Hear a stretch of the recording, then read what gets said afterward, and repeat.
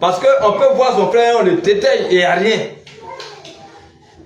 Donc pour vérifier, pour tirer tout ça là au clair, là, venez en prendre le repas du Seigneur. Pour voir qui est qui même dans cette histoire. Ah, mais c'est ça. Hein?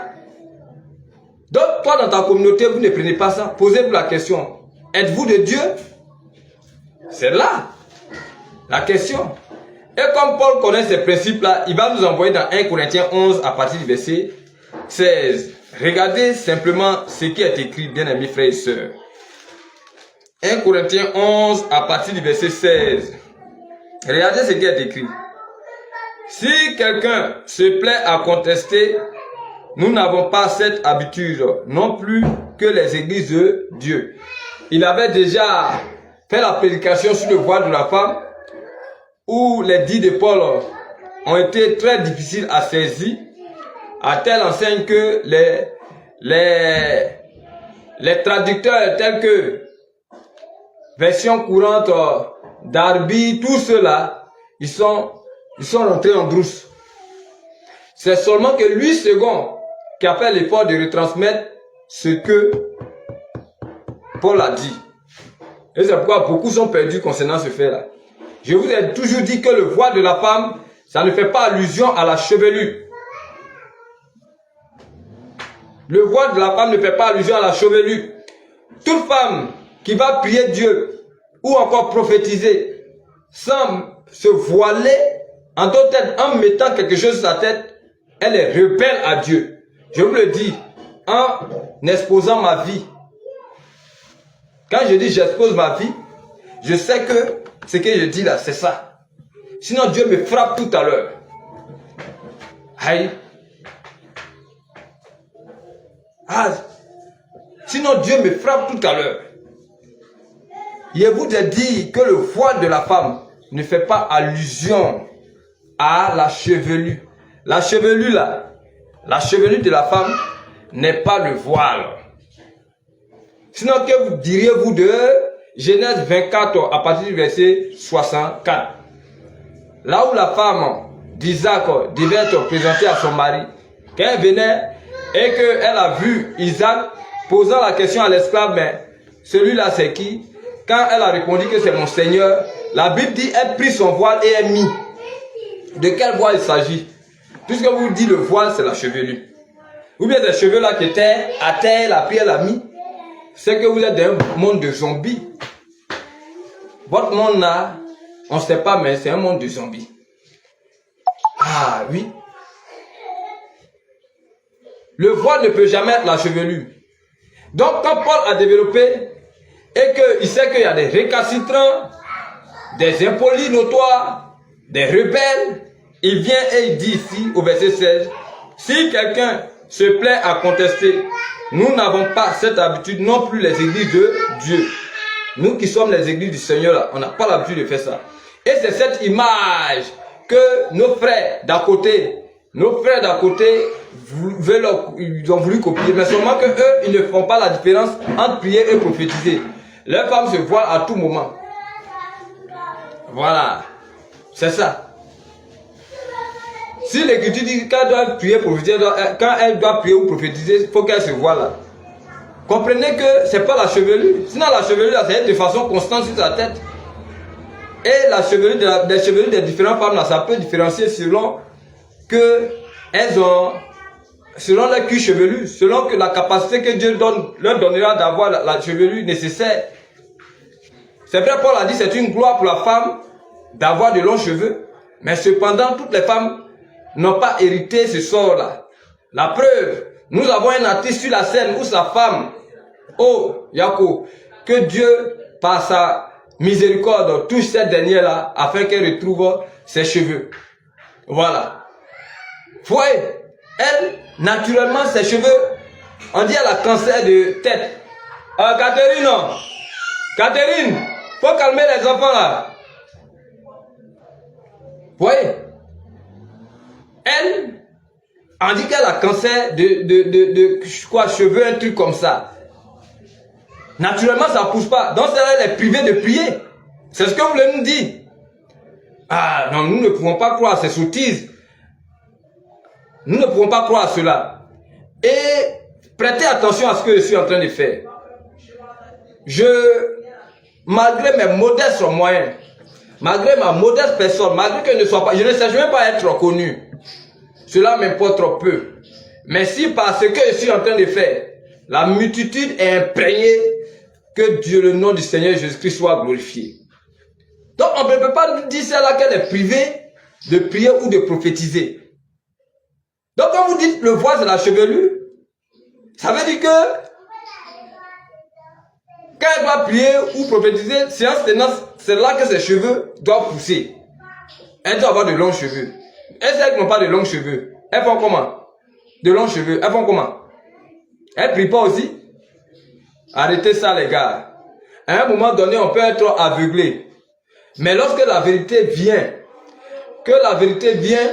je crois qu'elle doit éclairer les consciences et que vous aussi vous ayez la force de revenir à la vérité. C'est pourquoi, par cette qualité de serviteur du Seigneur Jésus-Christ, je suis patient, croyant que par ces prédications que j'ai laissées là, au fur et à mesure, vous allez comprendre. Je suis patient. Sinon, je pourrais faire tapage comme vos pasteurs la font.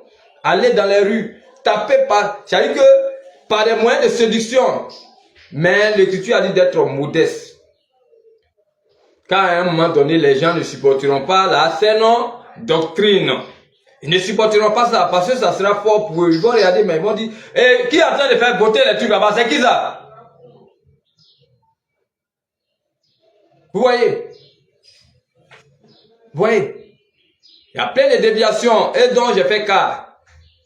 Je vous ai dit, quand Jean criait, je suis la voix de celui qui crie dans le désert. Quand le prophète Jean criait et qu'il a précédé le Seigneur et qu'il a fait l'ouverture comme un protocole du Seigneur, il a dit, je suis la voix de celui qui crie dans le désert. Et aujourd'hui, moi je vous dis, je suis reconnu comme l'un des protocoles du Seigneur. Et je vous ai dit que celui qui est témoin d'un fait, c'est celui-là qui est mieux placé pour relater ce fait-là. Il y a un qui m'a dit, mais quel est mon appel, ma commission, l'ordre que j'ai reçu pour venir prêcher? Je lui ai dit que mon ordre est indéfini. Et j'ai pris le livre de Matthieu 23, je crois, à partir du verset 34, où le Seigneur a dit, je vous enverrai des prophètes, des scribes, des sages. Vous les tuerez, vous les frapperez dans vos synagogues. Vous ne les recevrez pas. C'est ce qui arrive. C'est indéterminé. Alors, je fais partie de ces envoyés. Alors, si je suis en train de parler ainsi, je sais où j'ai mon pied. Mon pied est sur caillou, comme le dirait l'autre. Mon pied est sur caillou. Alors, vous qui dites que la chevelure est considérée comme le voile de la femme, si vous demeurez dans cette position, vous êtes malheureusement déchus de la grâce. Parce que c'est pas ce qu'a enseigné l'apôtre Paul. Voilà. Vous avez vu, l'Esprit de Dieu a fait en sorte que de façon unanime, tout le monde puisse reconnaître lui second comme la meilleure version française de la Bible. Ah oui. Ça veut dire que Dieu a fait en sorte, écoutez bien, il y a eu plusieurs versions, mais Dieu a fait en sorte que lui second soit la version parfaite de la Bible en français. C'est moi, je vous dis ça. C'est pourquoi vous voyez dans les David, tout ça là, concernant le voile de la femme, 1 Corinthiens 11 là, suivez bien là-bas, vous allez voir que leur développement, c'est-à-dire que le début du développement et la fin du développement est contradictoire. C'est-à-dire que si on leur demande, ils ne vont même pas savoir de quoi ils parlent même. Ça veut dire qu'ils n'ont pas compris les dits de Paul. Parce que souvenez-vous que l'apôtre Pierre a qualifié Paul. Il a dit que ce monsieur-là, quand il parle, c'est difficile à décrypter, à comprendre. Mais il a fait les éloges de l'apôtre Paul parce qu'il a apprécié la dimension que Dieu lui a donnée. Mais vos pasteurs n'ont pas ça aujourd'hui. Quand ils voient une étoile montante, une étoile filante, ils combattent ça. Parce qu'eux, ils veulent toujours demeurer dans une position de hauteur. C'est des orgueilleux. C'est pourquoi l'Écriture a dit, son cœur s'est élevé et il veut monter sur le trône de Dieu. Mais jamais.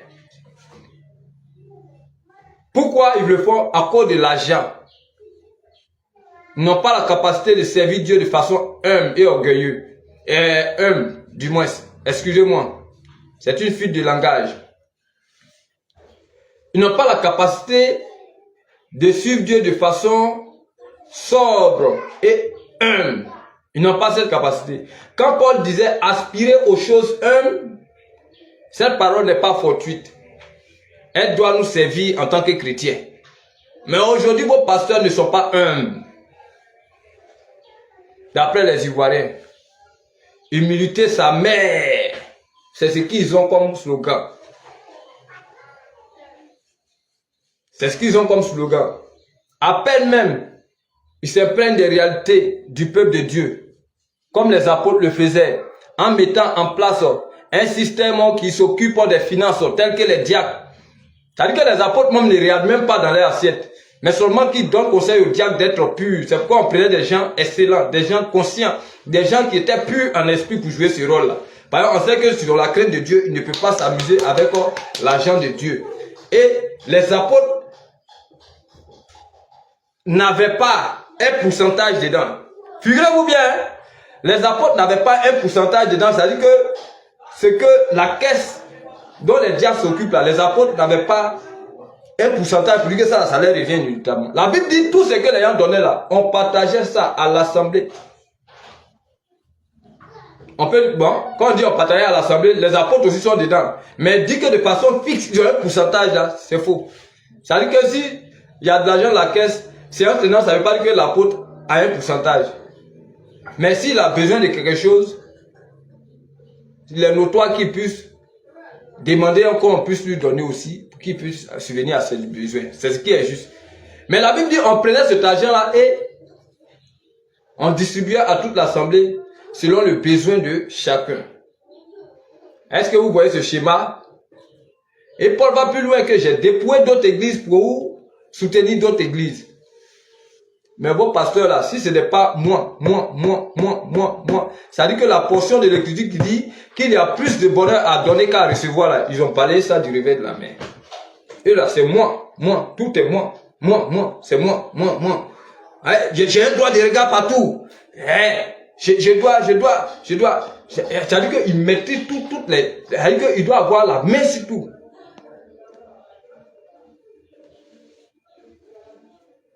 Dans une église, dans une assemblée comme ça, là, tu es sûr que si tu veux exercer un ministère, là, tu seras tranquille. Hein? Les gens vont, ça dit qu'ils vont presser ton esprit là, à ce que tu puisses leur... Oh, vous là, arrêtez de faire du bruit là-bas. C'est qui ça? Ils vont presser ton esprit jusqu'à ce que toi-même là, tu puisses tout leur donner. C'est des faux. Donc, voici, il a dit arrêtez de faire bruit, faites sortir l'enfant, arrêtez de faire bruit là. Alors, donc je continue ici, avec la prédication bien sûr. Quand l'apôtre Paul a parlé et il a dit ici,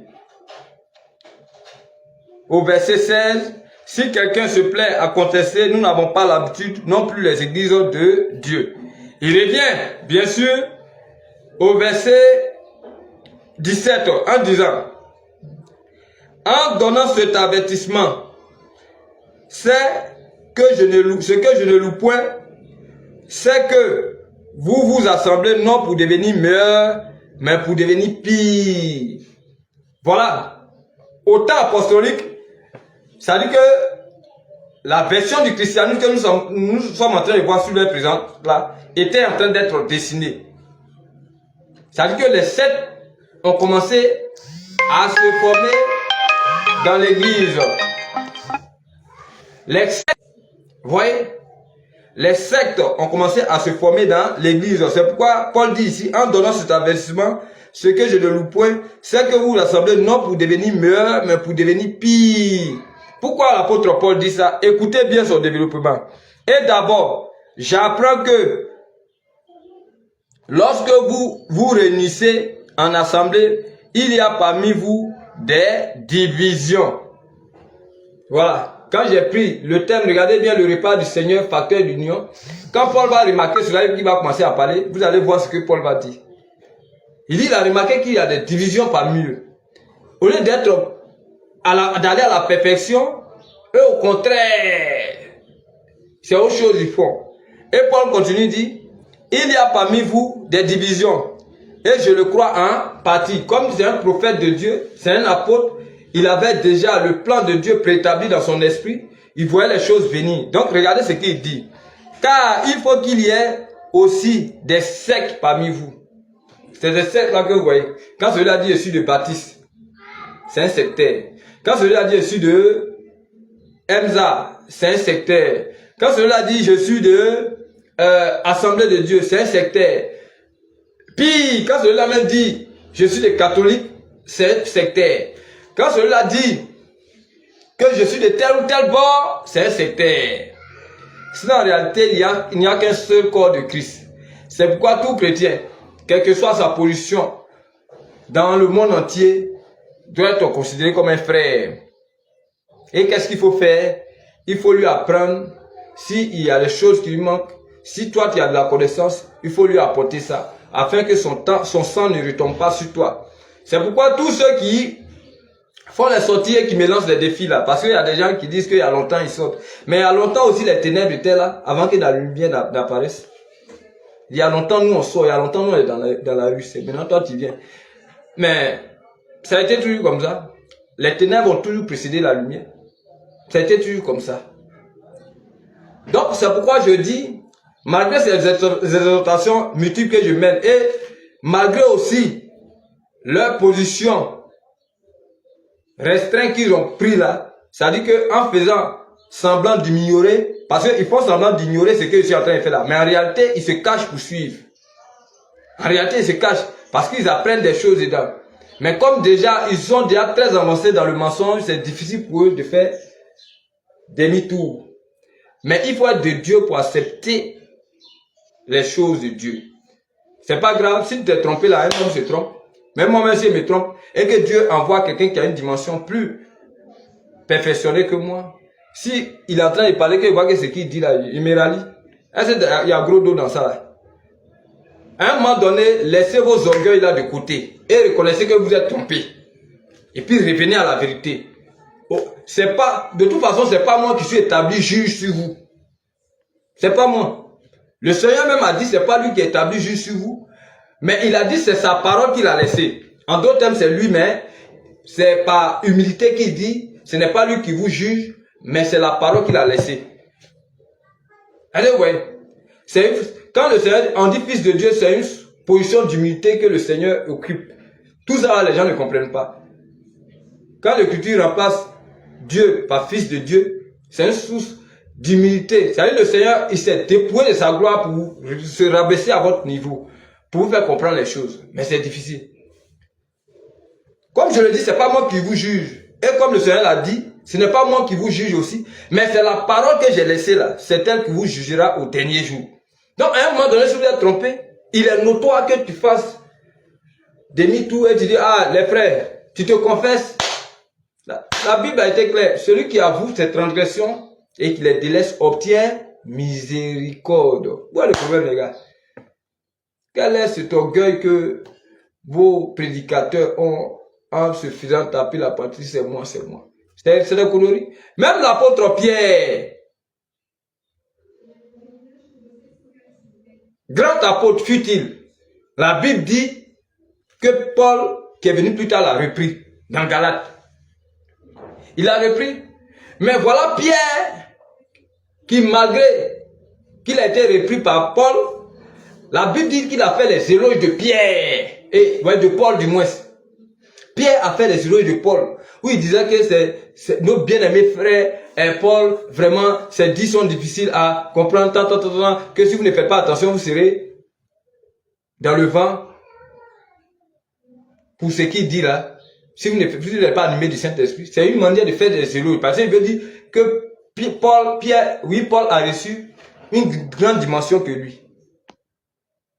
C'est tout. À ce stade-là, on a besoin de se marcher dessus pour dire que moi, je suis comme ça, je suis comme ça. C'est pour ça que quand je donne cette plateforme, je veux que vous interférez. Pourquoi? Parce que quelqu'un n'est pas quelqu'un que quelqu'un ici. On est tous au même pied d'égalité. Mais seulement que respectez-moi dans ma position que Dieu m'a donnée actuellement par rapport à ce que je dégage comme parole. Alors celui qui me reçoit comme un prophète, celui qui me reçoit comme un serviteur de Dieu, il aura aussi des récompenses de prophète et des récompenses de serviteur de Dieu.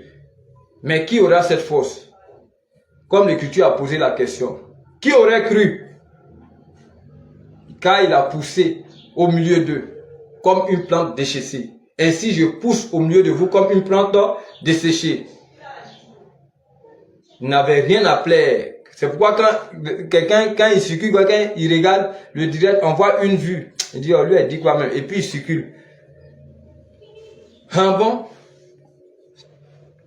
Ce qui a fait ton existence là, c'est ça qui tyrannie comme ça? D'accord.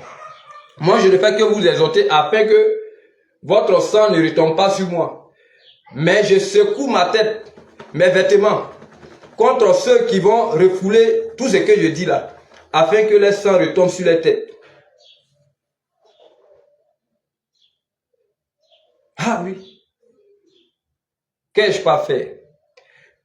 J'ai tout fait pour vous donner le conseil de Dieu.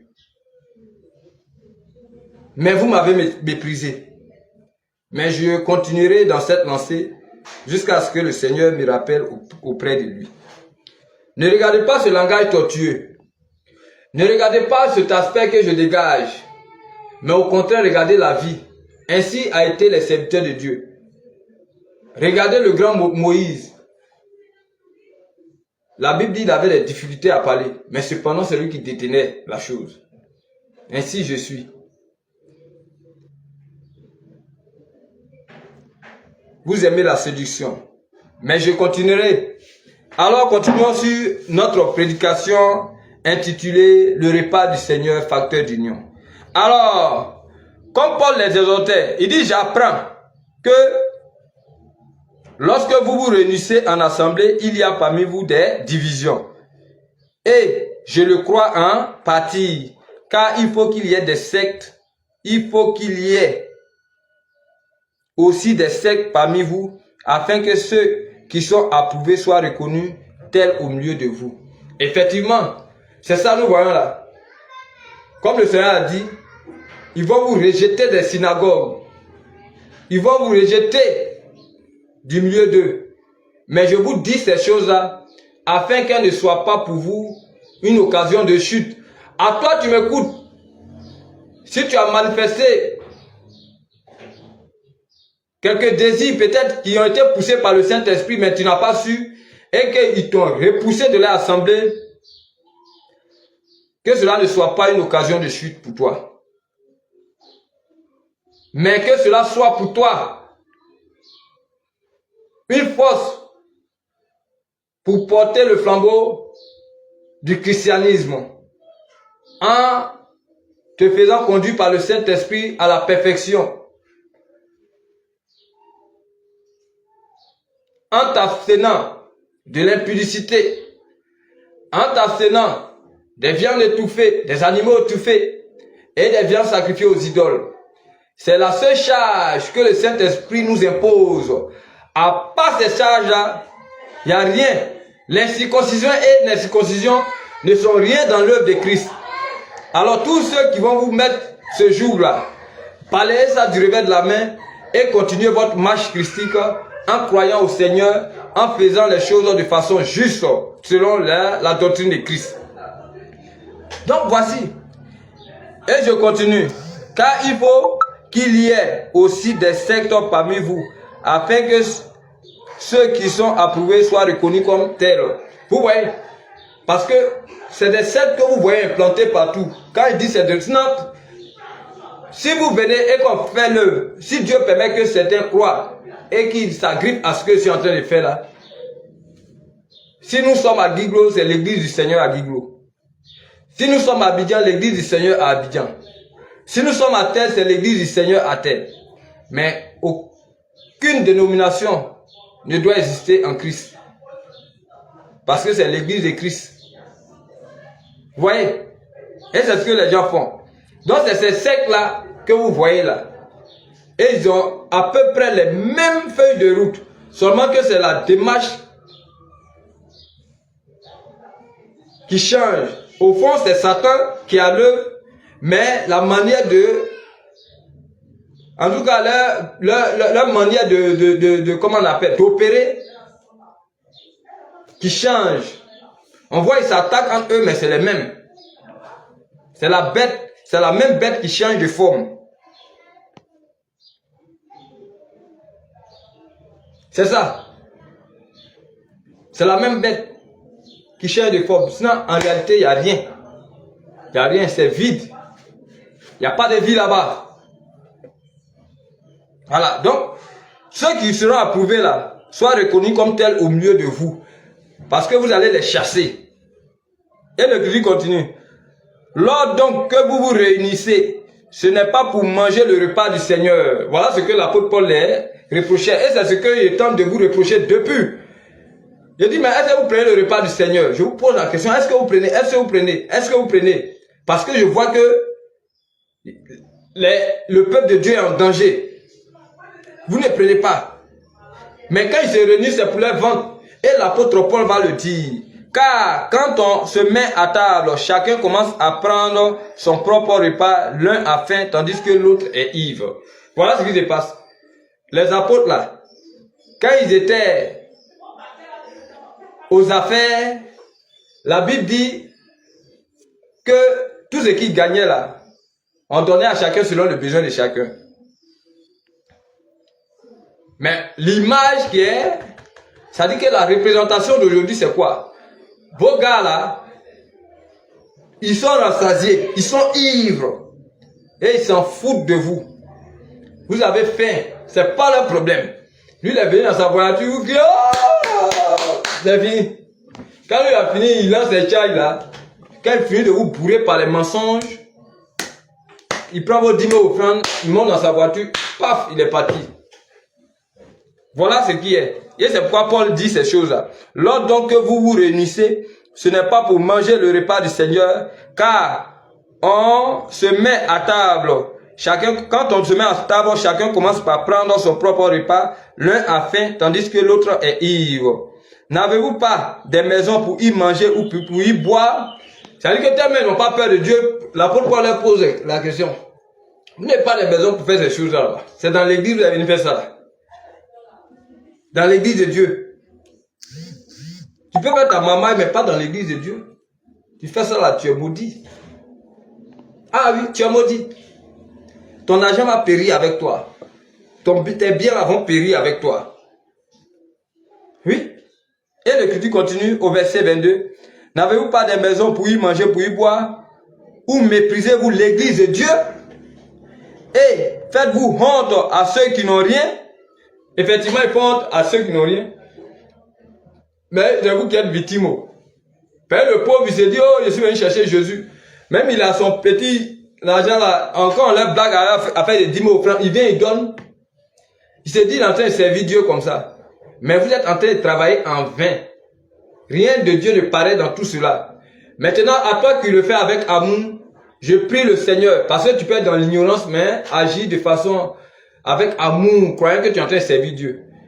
À celui qui est dans cette posture, je prie le Seigneur Jésus-Christ d'ouvrir ses yeux afin qu'il puisse avoir cette connaissance pour se dégager de ces pièges du diable. Voilà. Il faut honte à ceux qui n'ont rien. Que vous dirais-je? Vous louerai-je? En cela, je ne vous loue point. Comme aujourd'hui, à tous les secteurs, à toutes les assemblées, je ne vous loue point à ce fait-là. Parce que vous luttez pour votre propre survivre. Vous luttez pour vos ventres. Vous ne pensez pas à vos frères. Vous ne pensez pas à l'équité dans le corps du Seigneur. Et c'est pourquoi vous ne prenez pas le repas du Seigneur. Et quand Paul finit de dire ça, il vient au verset 23. Regardez ce que l'apôtre Paul va dire. Il va introduire ce que je suis en train de vous enseigner. Alors toi, tu te dis prédicateur de Christ. Toi qui te dis enseignant de Christ. Si tu crois être enseignant ou prédicateur de Christ, ce que je vais dire et que Paul va dire, il faut t'aligner à ça. Il faut enseigner ça à ton assemblée. Que les gens prennent le repas du Seigneur. Il faut leur dire ça. Maintenant, à toi aussi, tu m'écoutes en tant que fidèle. Si c'est que je te montre, ton pasteur, ton prédicateur ne t'enseigne pas ça, c'est à toi maintenant de te mettre sur tes gardes et de voir s'ils sont dans la vérité ou pas. Je vous le dis. Et il continue au verset 23. Car j'ai reçu du Seigneur ce que je vous ai enseigné. Comme je vous enseigne. Le repas du Seigneur doit être l'objet d'enseignement. Ce n'est pas eux qui vont seulement vous imposer cela, venez on va faire. Selon ton amour pour le Seigneur, comme c'est le Seigneur qui a donné l'ordre, oh, mes frères, si tu avais 2 ou 3 frères dans le quartier, ah, tel jour venez on va prendre le repas du Seigneur. Vous venez, alors vous faites le rituel des saints. Voilà, ce rituel-là est hautement mystique, comme d'autres le disent, mais ils ne le font pas. C'est hautement mystique. Et c'est pourquoi nos parents, ce rituel-là, c'est semblable, c'est ce que nos parents ont copié dans les traditions. Voilà, et c'est pourquoi ils vous enseignent ça. Nos parents, souvent ils mettent leur masse là, et puis ils mettent du riz à un huile rouge. Soit avec de l'eau ou bien un truc comme ça à côté. Ou bien ils mettent igname et puis ils mettent huile rouge à côté. C'est un truc comme ça. Voilà, c'est le rituel des saints que je vous enseigne. Et c'est ce que le Seigneur a fait avant d'aller à la croix. Donc la dernière action qu'il a menée avant d'aller à la croix, c'était ça. C'est pourquoi j'insiste dessus. Et ma première prédication, c'était ça. Je vous ai apporté. C'est pourquoi le Seigneur a dit, celui qui ne boit pas mon sang, qui ne mange pas ma chair, ne verra pas le royaume des cieux. Et comme je sais que c'est le fondement du christianisme et que par là les saints sont perfectionnés, c'est pourquoi je vous ai enseigné ça et je continue de vous enseigner ça. Le repas du Seigneur. Donc toi, ton prédicateur, ton pasteur ne t'enseigne pas ça, pose-toi la question. Tu n'as pas besoin de forcément sa présence pour prendre cela. Parce que Paul n'avait pas besoin de sa présence pour qu'il prenne le repas là avec ses frères. C'est pourquoi il dit, car j'ai reçu du Seigneur ce que je vous ai enseigné. C'est une lettre qu'il a écrite pour les envoyer. Parce qu'il avait des désordres là-bas. Les sectes ont commencé à se dessiner dans ce bloc d'où il a envoyé la lettre là. Donc, il envoie une lettre, prévient très tôt. Voilà. Je vous ai enseigné ce que le Seigneur Jésus... Non, oui, je reprends, car j'ai reçu du Seigneur ce que je vous ai enseigné. C'est que le Seigneur Jésus, dans la nuit où il fut livré, prit du pain, et après avoir rendu grâce, le rompit et dit, ceci est mon corps qui est rompu pour vous. Faites ceci en mémoire de moi. Voilà l'ordonnance du Seigneur. C'est le Seigneur qui a ordonné ça. C'est le Seigneur qui a ordonné ça. C'est le Seigneur qui a ordonné ça. Faites ceci en mémoire de moi. De même, après avoir soupé, il prit la coupe et dit, cette coupe est la nouvelle alliance en mon sang. Faites ceci en mémoire de moi, toutefois que vous en boirez, car toutefois que vous mangez ce pain et que vous buvez cette coupe, vous annoncez la mort du Seigneur jusqu'à ce qu'il vienne. Voilà. Voilà. Vos pasteurs ne veulent pas que le Seigneur revienne. C'est pourquoi ils ne prennent pas.